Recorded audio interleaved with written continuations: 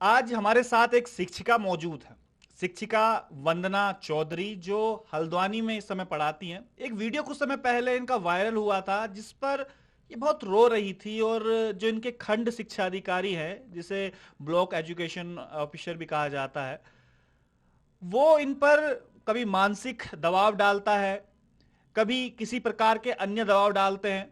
और वो वीडियो अगर आप देखेंगे तो बड़ी मार्मिक वीडियो है। तो हमें भी लगा कि एक शिक्षिका जो कक्षा 10 तक के बच्चों को पढ़ाती हैं और 20 साल से शिक्षिका हैं, ऐसा अचानक क्या हो गया कि एक शिक्षिका खुद रो रही है।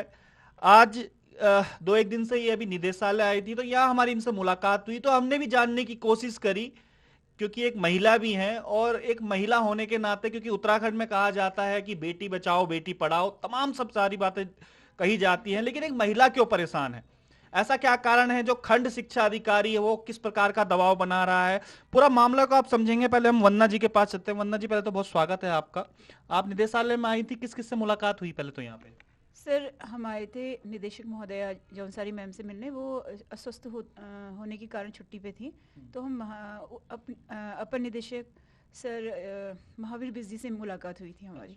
महावीर जी से मुलाकात हुई थी। जो खंड शिक्षा अधिकारी हैं इनके हरेंद्र मिश्र उनका नाम है, जो इन्होंने इंटरव्यू से पहले हमें बताया कि इनको कहीं ना कहीं एक साजिश के तहत इनका सेक्सुअल हरासमेंट वो करना चाहते थे, उसमें कामयाब नहीं हो पाए, तो अब मानसिक दबाव अन्य अन्य तरीकों से वो कर रहे हैं। बीच में बीमार भी हुई थी, हॉस्पिटलाइज भी इनको करना पड़ गया था। और इन्होंने, ये आप ये फाइल देख रहे होंगे, यहाँ के डीजीपी से लेकर जो निदेशक है उनसे लेकर और तमाम पत्राचार ये अभी तक कर चुकी। और अभी मेरी थोड़ी देर पहले हरेंद्र जो बिश जी हैं, महावीर बिश, उनसे बात हुई। उनका कहना है कि अब जाके हम लोगों ने एक जांच कमेटी बनाई है, अब देखते हैं आगे क्या होता है। लेकिन पूरा मामला आप समझिएगा, क्योंकि एक शिक्षिका के हाथ में वहां के जो तमाम बच्चों का भविष्य भी होता है, और वो भविष्य किस प्रकार से दे पाएंगे जब खुद ही परेशान है।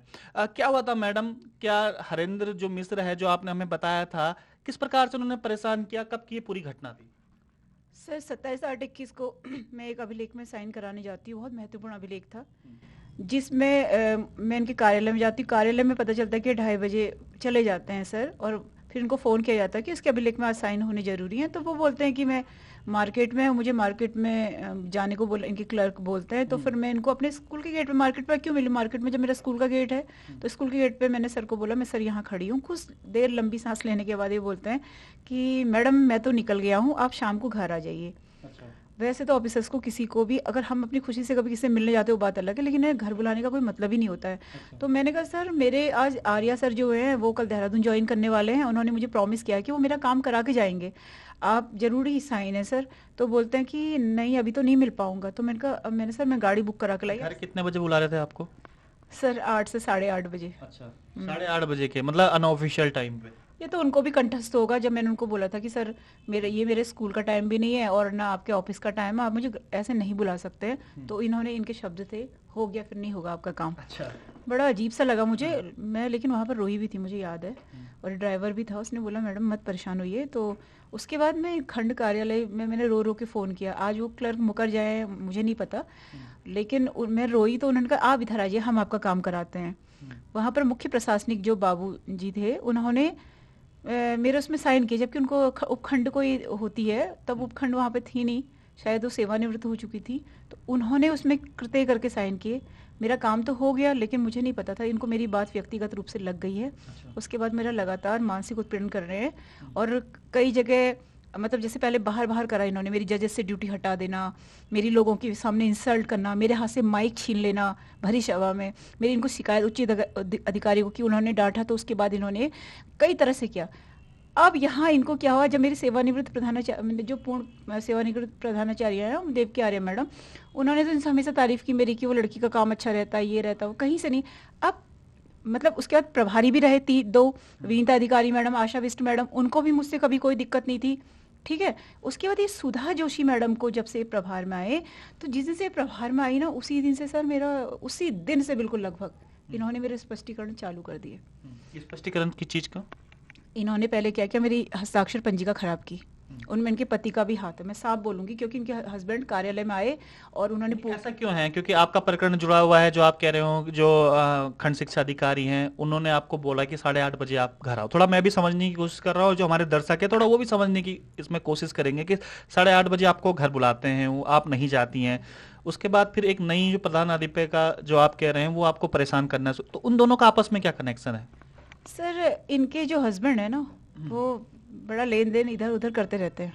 अच्छा। और वो डाइट अल्मोड़ा में है, उनकी भी अब इस समय मैं अपना ही प्रकरण लेके आई हूँ, उनकी भी प्रवक्ता में गलत तरह से नियुक्ति है। अच्छा। और आपको याद होगा 2010 में सर्व शिक्षा अभियान के तहत वित्तीय अनियमितताओं में मुद्दा थोड़ा अलग हो गया, मैं थोड़ा ये समझने की कोशिश कर रहा हूँ। जो हस्बैंड का बड़ा इंटरफेयर रहता है हमारे, ये सोच लीजिए कि इनका बड़ा इंटरफेयर रहता है हमारे विद्यालय में। इनका हस्बैंड का और उनसे क्या लेना देना है, जो आप हरेंद्र मिश्र की बात कर रहे हैं?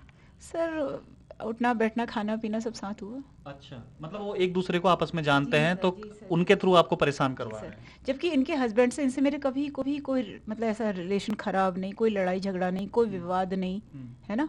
तो अब जब ये लोग इस तरह का करने लगे तो एक दिन हमारे क्लर्क भी परेशान हो गए। वो पूर्णिमा मैडम, जया मैडम को इन्होंने अभिलेख मांगे होंगे, उसके अनिल जो हमारे वहाँ जो प्रशासनिक अधिकारी अनिल जोशी जी और अमरदीप चौधरी, सबसे इनका झगड़ा रहा इनके हस्बैंड का। उस दिन से उन्होंने फिर हमारे स्टाफ ने क्या किया, सब जगह कैमरे लगा दिए ताकि इनके हस्बैंड का पता चले आना जाना करके। उस दिन से वो गेट के बाहर तक आते हैं। अब प्रधानाचार्य को मतलब सिखाया जाता है जैसे जैसे जैसे वैसे करते। अब ये लेटर लगाइए, व्हाट्सएप से निकाले पत्र है ये, तो ये खंड में तैयार हो रहे हैं। ये देखिए व्हाट्सएप से सारे पत्र निकले और जिसमें मेरा ये हो रहा है। तो आपको जैसे एक आप बोल रहे हो कि आपका वो खराब करते हैं कि भाई आप स्कूल टाइम से नहीं आते हैं, इसके अलावा और क्या, किस प्रकार से हरासमेंट? स्कूल वो समय से नहीं आती हैं, अगर कैमरे में ठीक से चेक करा जाए ना सर, वो विद्यालय समय से नहीं आती हैं। और एडवांस में मेरे उन्होंने क्वेश्चन मार्क लगाए हैं, ठीक है, उसके वीडियो भी मेरे पास में है। अच्छा, उन्होंने जो हमारी वो थंब वाली मशीन होती है ना, उसमें भी उन्होंने वो रोज खजर बजर, मतलब रोज वो आदमी आते रहता है, ठीक है। अपने लिए उन्होंने पीछे गेट की चाबी रखी है जहाँ से कैमरा नहीं है। इस बात को मैंने सूचना के अधिकार में मांगा था कि मैम आप पीछे के गेट से आती हैं, आप समय से विद्यालय नहीं आती हैं, क्यों। जब मेरे को परेशान किया तो मैंने भी सूचना के अधिकार में मांगा। मैंने सूचना के अधिकार में ये भी मांगा कि मैम आपने अपनी मतलब छमाई में कॉपियां भी नहीं चेक करी, जब से वो प्रभार में आई है वो कोई काम ही नहीं कर रही। क्या रहा फिर सूचना के अधिकार में, क्या मिला आपको? सर जवाब ही नहीं देती हूँ, कहती हैं कि महीने के लास्ट में दूंगी, ये दूंगी वो आप दूंगी। अपील में इसका तो प्रोसेस होता है ना, एक सर, पहले अपील में जाओ, मैंने फिर तो आप सूचना के अधिकार में इसलिए मांगे कि जांच, जिस समय जांच होगी तो मेरे को भी तो अभिलेख चाहिए ना सर। और इन्होंने मेरे पे इतने आरोपों की इतनी मोटी फाइल बनाई है और वो उसका एक भी पत्र मेरे पास में नहीं है सर। अच्छा। और ये जो स्पष्टीकरण है ये बात के हैं, ये और कुछ ऐसे हैं जिनमें लिखा है लेने से इनकार कर दिया, ये मेरे स्पष्टीकरण हुए नहीं। और हर बार मुझे धमकी दी जाती है कि आपकी गोपनीय आंखें खराब कर दी जाएगी। अच्छा एक बात बताइए सर, 20 साल की सर्विस में 4 महीने में क्या मेरी गोपनीय आंखें खराब कर दी जाएगी? क्या इनके आने जाने का समय निर्धारित नहीं है? या इनको अधिकारी मुझे ये बता दे कि हमारी प्रभारी प्रधानाचार्य के लिए छूट है, ये कभी भी आ सकती हैं? ये वाली चीजें हैं सर, बहुत सारी चीजें हैं। तो आपने कहाँ कहाँ शिकायत करी और कब शिकायत करी तकरीबन? सर मैंने अपने विभाग में सब जगह शिकायत करी है। एक इनको ही नहीं करी है, सचिवालय में जो हमारे सचिव को नहीं करी है, और दूसरा मैंने पुलिस प्रशासन में करी। आपने कब शिकायत करी है? सर जैसे जैसे मेरे साथ बीतता गया वैसे वैसे मैं शिकायत करते गई हूँ। अच्छा। है ना। अब देखिए सर, मेरे को मेरे विद्यालय के बच्चे बहुत प्यार करते हैं। अगर मैं चाहूँ उनके सामने मेरे को जिस हालत में हुआ, बच्चे रोने लगे, बच्चों की चिट्ठियां मैं आपको दिखाऊंगी जिसमें उन्होंने। तो मैडम विद्यालय का माहौल भी बिगड़ जाता होगा ना कि भाई प्रधानाचार्य और आपस में जो टीचर हैं उनकी नहीं बन पा रही है, या इस तरीके से इस पर अलग असर पड़ेगा। उन्होंने अपनी कास्ट के आधार पर लिया है, और एक टीचर को उन्होंने कोशिश की मेरे ऊपर कोई एक्ट भी लगाया जाए, इसको भी अपने साथ में रखा हुआ है। वहाँ के टीचर बहुत डरे हुए हैं, बहुत सहमे हुए हैं।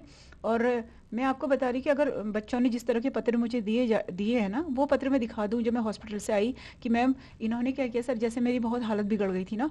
अब देखिए सर मैं स्ट्रांग हूँ, लेकिन अंदर से तो प्रॉब्लम है, तो कहीं ना कहीं मैं गिर गई, तो इनको लगा कि अब इसको क्या करें, सुसाइडल केस दिखा दे, और बच्चों में फैला दी कि मैम ने सुसाइड कर लिया है।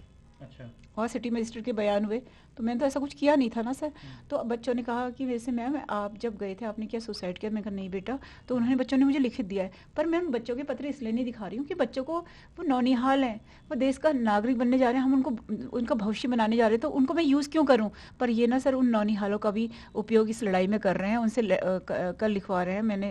मेरी एक अध्यापिका का फ़ोन आया, तुम देहरादून गई हो, बच्चों से लिखाया गया है कि हमें ड्राइंग की अध्यापिका बहुत मारती हैं, फेल करने की धमकी देती हैं, और इनको जो है मतलब यहाँ से हटा दिया जाए। तो मतलब ये एकदम कमाल ही हो रहा है, मतलब एक कहानी सी और ये कि एक कोई आपको 8:30 बजे बुलाता है खंड शिक्षा अधिकारी, उसके बाद नहीं आप जाते हैं तो फिर उसके बाद प्रधानाचार्य के उससे आपको इस तरीके से किया जाता है कि आपके सीआर खराब करने की कोशिश की जाती है। कितने सालों से, 20 सालों से आप 20 साल टीचिंग से लाइन में, और इतने अधिकारियों ने जो मुझे आज तक कभी इस प्रकार का हुआ, इससे नहीं पहले कभी? सर, मैं एमटी की ट्रेनिंग दे चुकी हूँ, मास्टर ट्रेनिंग दे चुकी हूँ, मुझे प्रशस्ति पत्र मिले हैं अपने काम के लिए। जो आरोप ये लगा रहे उन्हीं अनुशासन के लिए, उन्हीं के लिए मुझे प्रशस्ति पत्र दिए गए हैं। और सबसे बड़ी बात सर, क्या होता है, ये लगातार मेरा उत्पीड़न करते हैं, तो मेरी संगणक की ड्यूटी आती है निर्वाचन से, और मैंने सोचा कि कुछ दिन मेरा अच्छा हो जाएगा, मैं चले जाती हूँ। तो वहाँ से भी मेरे पास उसकी ऑडियो रिकॉर्डिंग है। ये मेरी ड्यूटी कटवाने के लिए उन्होंने बहुत ताकत लगा दी, ड्यूटी कटवा दी। तो मैं किसी तरह वो ड्यूटी को करना चाहती हूँ। तो देखिए मेरे साथ कैसा कहना नहीं चाहिए, मैं सिटी मजिस्ट्रेट कार्यालय में जाती हूँ, मैं तो मैम कहती है कि मैं कल मिलूंगी, आज मिलूंगी, अब मुझे नहीं पता कहाँ क्या चल रहा है, किसके माइंड में कौन किसके साथ है, मुझे नहीं पता। तो मुझे 7 दिन तक का बुलाया जाता है। उसके पश्चात सर मेरे से, मैंने कहा मैम अगर आप मेरी ड्यूटी नहीं लगा रही तो मुझे यहाँ से रिलीव कर दी। बोलती आप तो यहाँ है ही नहीं, सिटी मजिस्ट्रेट मैम बोलते आप यहाँ है ही नहीं। तो अब मैं सिटी मजिस्ट्रेट पे भी आरोप क्यों लगाऊं, मैं तो ड्यूटी करने के लिए कह रही हूँ, मेरी ड्यूटी आई है, आप मेरी लगवा दीजिए। और मेरे को क्या पता कि इतना बड़ा प्लानिंग चल रही है इसकी ड्यूटी कटवाने के लिए, कहाँ कहाँ तक इनकी पहुँच है मुझे नहीं पता। उसके पश्चात सर मैंने अपना, मेरे को ऐसा था कि ये मेरे साथ इतना कर रहे हैं, तो मेरा स्वास्थ्य परीक्षण के लिए मैंने एक पर्चा कटाया गया था। मैं स्वास्थ्य परीक्षण तो अपना ले ही रही थी, करवाई रही थी। तो मैंने अपना मेडिकल बनवा लिया डॉक्टर साहब से। तो अब सर मैं बीमार हूँ, अभी भी आपने देखा होगा, कल मैं दून से अपना ट्रीटमेंट भी कराया, और मेरे हाथ में कितना इंजेक्शन वगैरह सब लगा, ड्रिप चढ़ी है। तो इन्होंने क्या करा कि मेरे डॉक्टर को भी मतलब मजिस्ट्रेट द्वारा स्पष्टीकरण कराया गया कि ये तो यहाँ थी, यहाँ तो कैमरे में दिख रही है, वहाँ कैसे पहुँच गई। एक बात बताइए सर, मेरे को ऐसा लगा कि मेरे को अपना मन स्थिति बदलने के लिए परिस्थिति बदलूंगी तो मैं ठीक हो जाऊंगी। तो मैं सर वहाँ चले गई, सिटी मजिस्ट्रेट कार्यालय के बाहर बैठी हूँ, ठीक है। और मैं संगणक का काम पहले करने के लिए मुझे इसके लिए पुरस्कृत भी किया जा चुका है कि अच्छा काम है करके। तो इन्होंने मेरी ड्यूटी वहाँ से कराई। अब जब मैंने मेडिकल लेके आराम से मैंने ज्वाइन कर लिया स्कूल में, तो भी परेशान कर रहे हैं कि कैसे मेडिकल बन गया, कैसे ज्वाइन कर लिया। क्या सर मैं मेडिकल पीरियड में कोई काम नहीं कर सकती? प्रिंसिपल ने तो अपना मैरिज जो है मेडिकल पीरियड में करा, तब ये मेरे साथ द्वाराहाट GGIC में थी। अपने बेटे का जो मुंडन संस्कार करवाया वो मेडिकल पीरियड में करवाया। तो मैं क्या इधर उधर नहीं जा सकती अपनी परिस्थिति को बदलने के लिए? किससे नहीं कह सकती कि मुझे यहाँ एडजस्ट सीओ साहब से भी बात हुई है आपकी? जो हमारे सीओ हैं सोनी सर, वो मतलब अच्छे हैं और ऐसा नहीं है, वो बात सुनते हैं। तो इन्होंने सीओ के मतलब एक वीडियो मेरे पास में है, उसमें इन्होंने साफ बोला है कि सोनी सर कह रहे हैं कि इस लड़की को खूब परेशान करो, इसके वीडियो बनाओ, सारी टीचर बनाओ। उसका वीडियो भी मेरे पास में है। पर मुझे ऐसा लगता है कि सोनी सर के साथ में तो मैं फ्लाइंग ड्यूटी में भी काम कर चुकी हूँ, और वो मेरे बहुत अच्छे अधिकारी रहे हैं, वो कभी ऐसा नहीं कहेंगे मेरे को, जैसा उम्मीद है। चलिए, बड़ा गजब हो रहा है, 20 सालों से एक शिक्षिका लगातार जो है वो बच्चों को शिक्षा दे रही है, और अचानक ऐसा क्या हो जाता है कि खंड शिक्षा अधिकारी जो हैं वो इनको कहते हैं कि 8:30 बजे आप आइएगा, और साइन जो इनको करवाने होते हैं, उसके बाद ये सब चीजें शुरू हो जाती हैं, प्रधानाचार्य का परेशान करना तमाम। अगर इन बातों को अगर हम मद्देनजर रखते हुए देखें, जो बच्चे उस स्कूल में पढ़ रहे होंगे तो कहीं ना कहीं एक मानसिक दबाव उनके ऊपर भी होगा कि आखिर स्कूल में चल क्या रहा है। यहाँ तो हम शिक्षा लेने आए थे, यहाँ तो खुद ही टीचर और प्रधानाचार्य आपस में इस प्रकार की जो है वो जुगलबंदी, ये सब चीजें चल रही हैं। और क्या दिखा रहे हैं आप इसमें, ड्राइंग वगैरह? मेरे पे ब्लेम लगाया कि मैं क्लास में नहीं जाती, बच्चों को नहीं पढ़ाती, जबकि बच्चे कहते हैं कि मैम क्लास में आती है। मैं बच्चों की एक बच्चे की कॉपी नहीं लाई, बहुत ढेर सारे बच्चों की कॉपी लेके आई हूँ, हाई स्कूल की भी, इंटर की भी। इंटर क्लास में ड्राइंग मैंने खुलवाई है, और मैं भले ही हाई स्कूल के लेवल में मैं बच्चों को पढ़ाती हूँ। और मेरे बच्चों के सबसे, अभी मेरे बच्चे के लास्ट ईयर 100 में से 100 मार्क्स आए थे, और सबसे न्यूनतम मार्क्स अभी 10 सालों में 91 आए हैं। अच्छा जी। और सर ये पूरी कॉपियां मैं लेके आई हूँ, थ्योरी भी लेके आई हूँ, प्रैक्टिकल की भी लेके आई हूँ। मैं एक कलर्ड, एक ब्लैक एंड व्हाइट कॉपी बनाती हूँ, बच्चों ने काम किया है, मेरे बच्चों का काम है, और थ्योरी की कॉपियां भी लेके आई हूँ। आप ड्राइंग पढ़ाती हैं? जी सर, जी सर। मैंने ये भारतीय चित्रकला के इतिहास में बच्चों का कोर्स पूरा करवाया है। ये बच्चे अच्छे बच्चों की भी लेके आए, जो कम मतलब जैसे जिनको लगता है कि ये बच्चे बहुत कम एवरेज वाले, उनकी कॉपियां भी लेके आई हूँ। ये सारे हाई स्कूल के, इंटर की, दोनों की कॉपियां लेके आई हूँ। मैंने ये महावीर बिस्सर को भी दिखाया। महावीर बिस्सर क्या कह रहे हैं आप?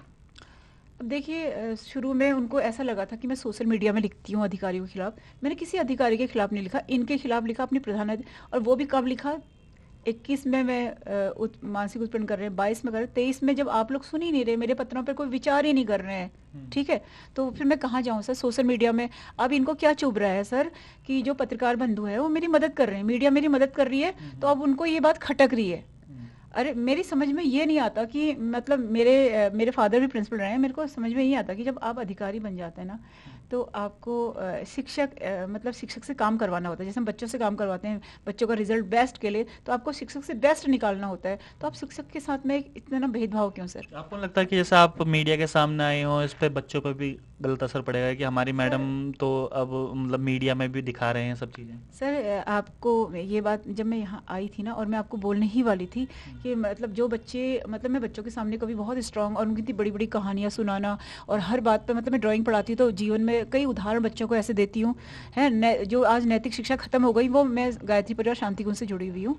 तो मैं गायत्री मंत्र और बहुत सारी कहानियाँ बच्चों को सुनाती हूँ। तो मुझे लगता है कि बच्चे कहते होंगे मैम तो हमें इतनी बड़ी बड़ी कहानियाँ सुनाती हैं नारी, और हमारे, मैंने अभी जब वो मुख्यमंत्री जी ये नारी सशक्तिकरण की बात करते बच्चों को बताया कि बच्चों आप पढ़ो, हमारे मुख्यमंत्री जितना कर रहे हैं देश के लिए, हमारे प्रधानमंत्री जितना कर रहे हैं, और नारी सशक्तिकरण के लिए हर कदम पे आपके लिए आवाज़ उठा रहे, इतने नए नए प्रोग्राम हो रहे हैं। तो आज मुझे इस बात का बहुत दुख होता है सर कि आप बच्चे बीमार भी होगी थी बीच में, अस्पताल में भी भर्ती होगी थी। क्यों नहीं होगा सर? मैं अपने को मजबूत आप लोग के सामने रो नहीं रही, अंदर से कितना अंदर से एंजाइटी। परसों मेरे को दून में शाम को फिर दोबारा से ले जाना पड़ा। सुबह में एक तो निदेशालय चलेगी, सुबह मैंने दून मतलब दून हॉस्पिटल में दिखाया था, चेकअप कराया था, फिर शाम को फिर मुझे रात को दिखाना पड़ा। मेरे को इंजेक्शन लगा, वो बल्कि गलत भी हो गया था थोड़ा सा, पूरा हाथ नीला हुआ है मेरा। चलिए, अब जांच कमेटी तो बैठा दी गई है।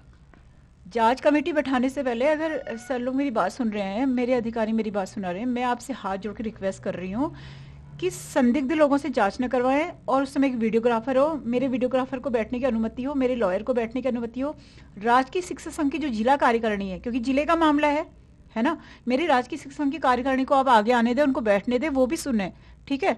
और किसी को बचाने का प्रयास न किया जाए, और बिल्कुल निष्पक्ष जांच हो, पारदर्शी जांच हो, मैं चाहती हूँ। नहीं, वो तो खैर वो जिनकी आप तारीफ कर रही हैं सीओ सर, मेरी बात हुई है महाबीबी से, उन्होंने कहा कि उनके पास जांच के लिए गई है, वो अब देखते हैं किसको नामित करते हाँ हैं। वो तो अपन निदेशक हैं, और वो आपकी बात सोनी सर से भी हुई थी, उनसे भी हुई थी, है ना। तो सोनी सर के साथ तो मैंने फ्लैंक ड्यूटी भी की है, और मुझे तो उन पर बहुत भरोसा है, लेकिन उनके नाम की भी कई अफवाहें ये उड़ा रहे हैं खंड शिक्षा अधिकारी, और डीजी सर के नाम की भी उड़ा रहे हैं कि हमें तो उनका संरक्षण प्राप्त है। इन्होंने कहीं पर बोला था, या मेरे को जांच के दौरान मेरे को चिढ़ाया था। जांच के दौरान क्या करते हैं कि कैमरे अपने मोबाइल को ऐसे ऐसे दिखा के मेरे को इशारा करते हैं, मैंने उनमें सीधे लिखा हुआ है कि जांच अधिकारियों को कि आपने इसका विरोध क्यों नहीं किया, वो आदमी यहाँ पर बैठ के ऐसे ऐसे कर रहा है। और मैं इनसे कहती हूँ कि जब मेरी जांच के दौरान खंड शिक्षा अधिकारी प्रिंसिपल को ने बैठाया जाए, उनसे अलग से प्रश्न किए जाए, मुझसे अलग से। वो बीच में आकर उत्पात मचा रहे थे परसों।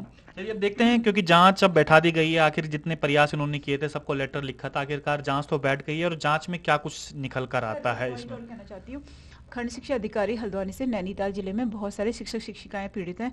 भाइयों बहनों, मैं आपसे रिक्वेस्ट करती हूँ बाहर निकल के आइए आप लोग। मैं इतने यहाँ पे आई हूँ और इतनी परेशानी को जल रही, अगर आप लोगों ने ही पहले ये सब चीज़ें कर दी होती तो आज मैं मतलब इतना मानसिक उत्पीड़न इतना नहीं झेलना पड़ता सर मुझे। खंड शिक्षा अधिकारी जो हरेंद्र मिश्र है, उनसे भी हमने बात करने की कोशिश करी, हमने उनका वर्जन भी जानने का कोशिश करा, लेकिन उनका कहना है कि भाई मैं अपने अधिकारियों को वर्जन दूंगा, और आप जो है वो वंदना जी जो कुछ कह रही हैं इसके बारे में मैं कुछ नहीं कहना चाहता। हमने उनके भी वर्जन लेने की कोशिश करी थी, लेकिन उन्होंने वर्जन लेने से साफ मना कर दिया। अब देखते हैं कि क्या कुछ होता है। अब जांच बैठती है, और आज का इंटरव्यू का यही मकसद था, क्योंकि 20 साल से एक शिक्षिका है, और शिक्षिका एक लेडीज है, तो कहीं ना कहीं इन पे बच्चों पर बुरा असर पड़ता है, और ये समाज के लिए एक अच्छा मैसेज नहीं है। 20 सालों से शिक्षिका है, और 20 साल कोई छोटा मोटा पीरियड नहीं होता है, और इस प्रकार की चीजें अगर लास्ट टाइम पे सामने पे आ रही है तो इसकी निष्पक्ष जांच तो होनी चाहिए। अब देखते हैं जांच में क्या कुछ निकलता है। हमें पूरा भरोसा है जितनी भी जांच कमेटी बैठेंगी वो सही तरीके से इसमें जांच कर पाएंगे, और शायद वंदना जी को इंसाफ जो है वो मिल पाए। तो बने रहिएगा विजय पथ न्यूज पर। बहुत बहुत धन्यवाद।